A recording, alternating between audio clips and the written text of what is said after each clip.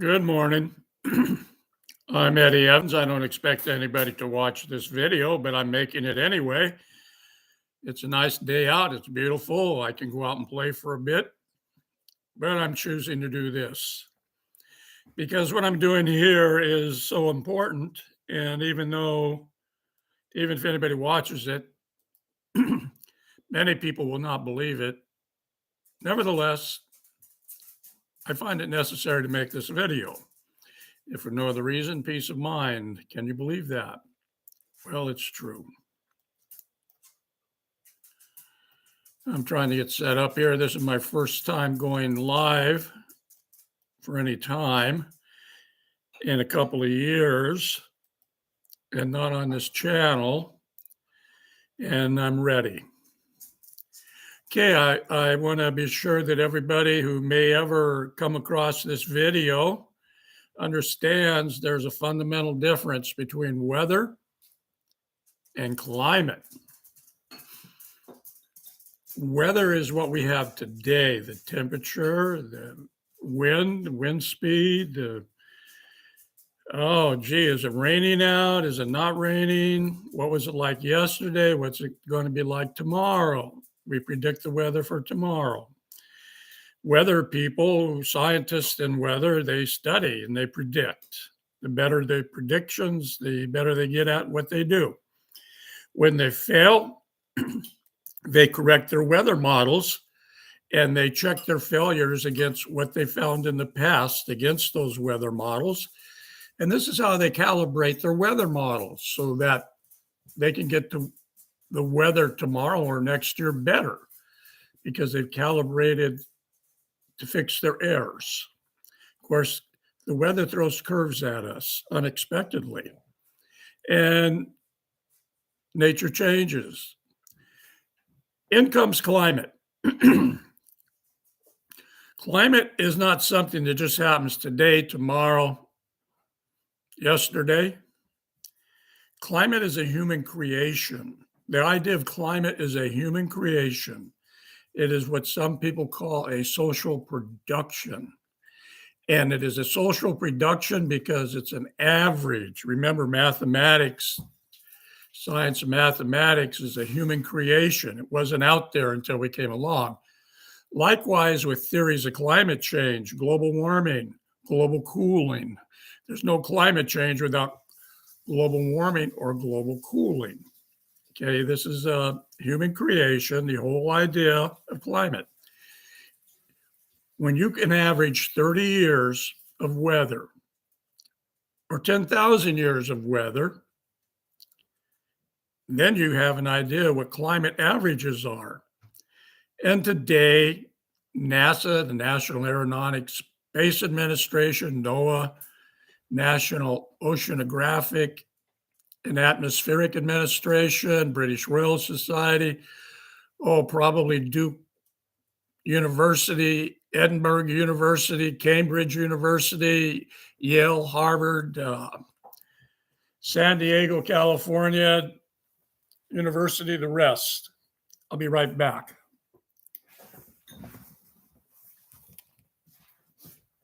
I don't have a snot ring.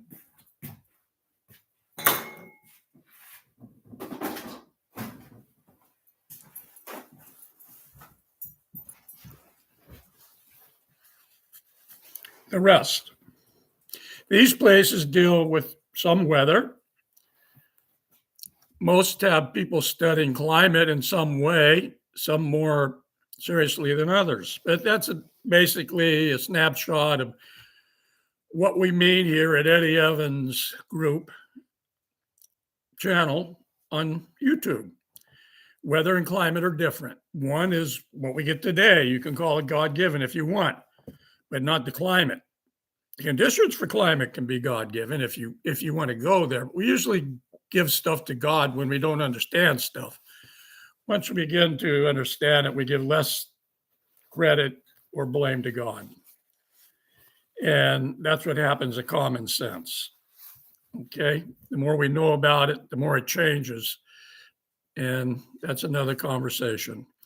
In any case, I want to talk about climate deception by fossil fuel companies. because without the fossil fuel companies, corporations, climate deception, we would not be changing the climate as we are today. Of course, the climate still may be changing by things we do, but whatever we're doing that helps change climate, besides fossil fuel pollution, doesn't match fossil fuel pollution. Well, let's talk about climate deception. Exxon's own research confirmed fossil fuels' role in global warming decades ago. You can find this information in Exxon, The Road Not Taken. It's a book. You can get the Kindle version. I have the Kindle version right here. I'll take it right here. We have the Kindle. I don't know if you can see the words. No, I've never tried that before, but this is just a test video anyway. And this is what's going on with Exxon. Top executives were warned of possible catastrophe from greenhouse effect, then led efforts to block solutions. Okay, by Neela Benjerji, Lisa Song, and David Hassmeyer. And this is first published on September 16th, 2015. This book was instrumental in getting me off my backside to become involved in everything climate that I can learn about. So my climate literacy has increased tenfold at least in that period of 8 or 9 years. And anyway, at a meeting in Exxon Corporation's headquarters, a senior corporation executive, James F. Black, addressed an audience of powerful oil men. Speaking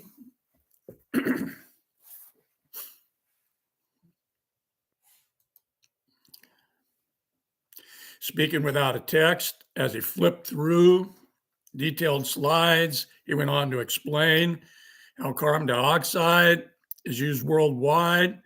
It adds to warming of our planet that could eventually endanger humanity. Well, he didn't say this, I'm sure, but it could also endanger many other life forms on Earth because it destroys habitat. He went to say, and I'm quoting, in the first place, there's general scientific agreement that the most likely manner in which mankind is influencing the global climate is through carbon dioxide release from the burning of fossil fuels. Now, Black's talking to Exxon executives here. Exxon's management guys, in fact. It was guys too, it's mostly men. Anyway, it was July 1977 when Exxon's leaders received this blunt assessment, and I'm quoting, well before most of the world had heard of the looming climate crisis.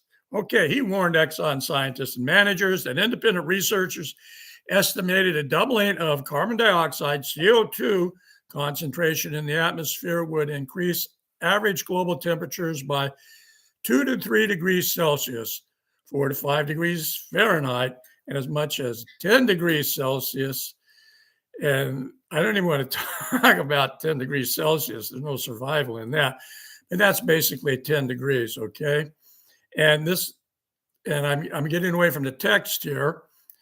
Not all parts of the planet experience the same changes at the same time because, first of all, the Arctic and Antarctic warm faster, 4 and 5 times faster than the rest of the planet. We like to say what happens in the Arctic does not stay in the Arctic.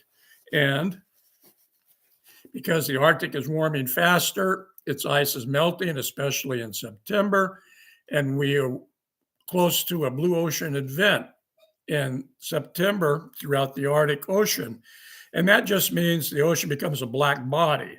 Black bodies absorb more sunlight, solar energy, than does ice, the white stuff. White is albedo. Albedo is from the Latin, meaning reflective, meaning white.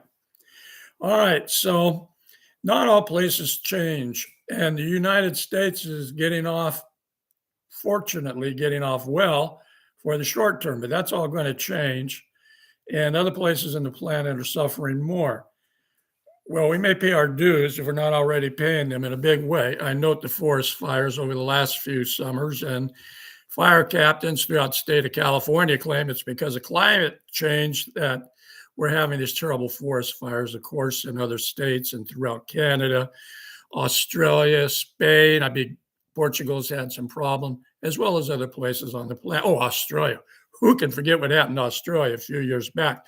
Anyway, some countries would benefit, but others would have their agricultural output reduced or destroyed. This is something Black said. He wrote it in his summary, 1978 talk, remember? Well, who would benefit? Russia definitely will benefit big time, as Ukraine will benefit big time. We won't go into Russia, though, because they're having a tough time as it is. In any case, this is from Exxon, the road not taken.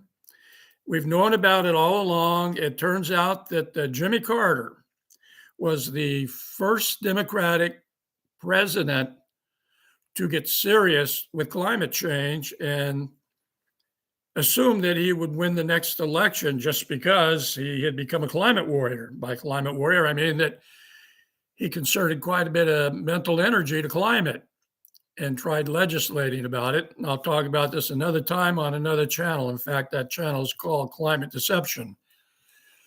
In any case, you can read a book by Speth and Exxon, not Exxon, the road not taken, but what they knew, when they knew. Okay, and it talks about the presidents and Juliana versus the United States, a trial. In any case, there's plenty of evidence, and Exxon's ambitious program included both empirical CO2 sampling and rigorous climate modeling. What's that about? What it is about is this. For about 2 years, maybe a little longer, researching climate change seriously. They had and they traveled from down in South America up into the Middle East, taking temperature and water samplings for saltiness and that sort of thing. And their own scientists said that, yeah, fossil fuels are changing the planet's climate. That's Exxon. Now they don't deny this, okay? They don't talk about it. What they do talk about it is deception, all right? You notice they on their, in California, if you buy gas, they warn you, be careful if you're pregnant, don't smoke around the pump. But they don't tell you you're changing the climate by burning gas. Well, anyway, toward the end of the 1980s, Exxon curtailed its carbon dioxide research. Decades have followed. Exxon worked instead at the forefront of climate denial. That's important to know. And it's because of this little book, it's so comprehensively covered in such a short time and space.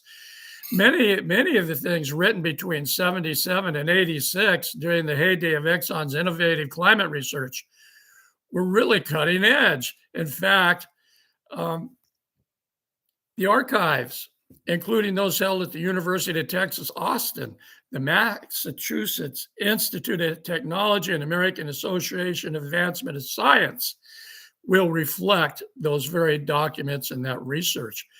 You can hear that these documents record budget requests, research priorities, and debates over findings. Well, we learned a lot that Exxon's internal attitudes and work on climate and how much it changed, in particular significance. Well, let's stop there. You can go to the internet and look up climatefiles.com, and there you'll find documents from Exxon, British Petroleum, Chevron, and many others. And not all of them are incriminating, but many are. And you owe it to yourself, and if you have a family, you owe it to your family, at least if you care about your family, especially offspring. That's all for me on Exxon, the road not taken. I recommend you read it, be aware of it, tell others about it. And if you want to continue with climate denial, that's fine. But born in another century, you would have been a flat earther anyway. Goodbye.